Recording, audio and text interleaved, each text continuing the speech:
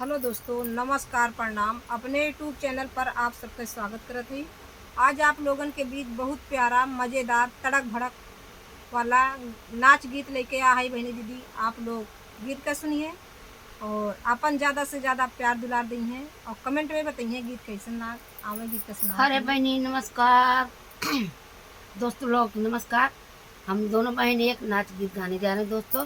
सुनने का, कमेंट में लिखने का, हम लोग का आगे बढ़ाइए, सपोर्ट करिए दोस्तों।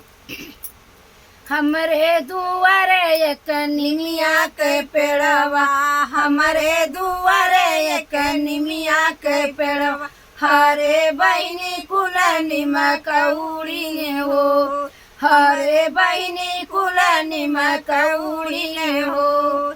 हमरे दुआरे एक निमिया के पेड़वा, हमरे दुआरे एक निमिया के पेड़वा, हरे बहनी कुल निमक उड़ी ने हो, हरे बहनी कुल निमक उड़ी ने हो।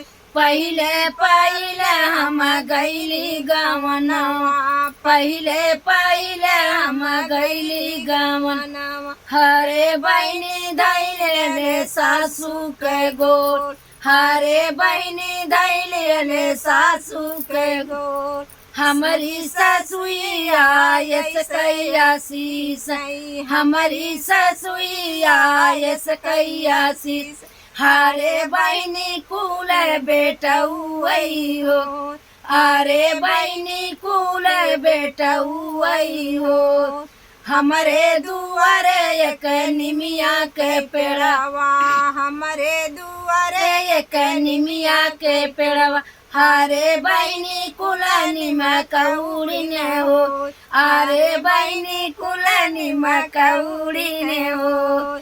हमारी दूसरी पटौन जब गईली ससुरवा, दूसरी पटौन जब गईली ससुरवा, हरे बहनी धैले ले जेठनी के गो, अरे बहनी धैले ले जेठनी के गो।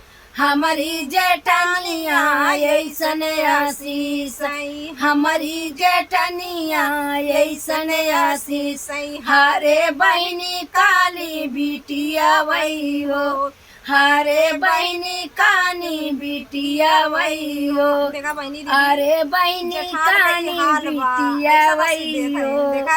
हमारे दुआरे एक निमिया के पेड़वा, हमारे दुआरे एक निमिया के पेड़वा, हरे बहनी कुल निमक उड़ी ने हो, हरे बहनी कुल निमक उड़ी ने हो।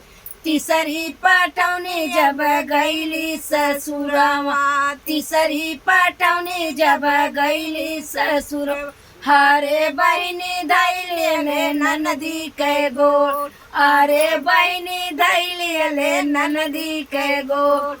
हमारी ननद रानी ऐसन आशीष, हमारी ननद रानी ऐसन आशीष, हरे भौजी कुल भतीजा वही हो, हरे भौजी कुल भतीजा वही हो। हमारे दुआरे एक निमिया के पेड़वा, हमारे दुआरे एक निमिया के पेड़वा, हरे बहनी कुल निमक उड़ी ने हो, अरे बहनी कुल निमक उड़ी ने हो। नमस्कार। गीत कैसन लाग बहनी दीदी, आप लोग कमेंट में बताना और ज़्यादा से ज़्यादा अपना प्यार दुलार देना। मिला था आगे वीडियो में, तब तक के लिए नमस्कार, प्रणाम।